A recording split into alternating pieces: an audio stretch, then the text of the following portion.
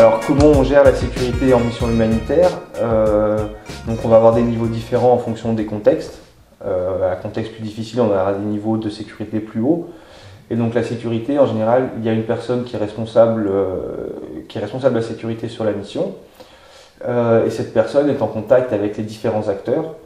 En contexte très difficile, elle sera en contact également avec les différentes factions. En contexte de conflit, devra aussi avoir des informations des différentes factions pour permettre le passage des activités humanitaires. Au niveau d'un responsable de projet, comme chaque personne qui travaille sur la mission, notamment les expatriés, on a des règles sécu qui sont en place sur la mission.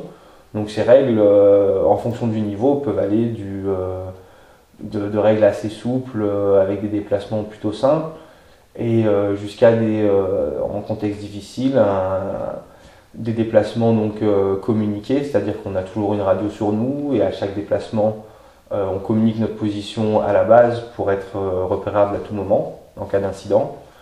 Et puis ça se passe aussi par du suivi des déplacements des véhicules, c'est-à-dire que les véhicules sont équipés de radio ou de téléphone satellite avec des points d'appel afin de savoir s'il y a un départ sur le terrain, qu'on puisse suivre les personnes et qu'elles arrivent à bon port.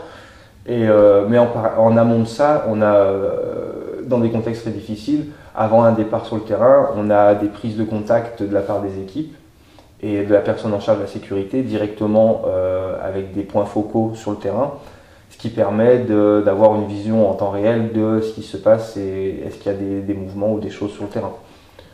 Et voilà, et après la décision est prise en accord avec le responsable de la sécurité d'envoyer ou pas le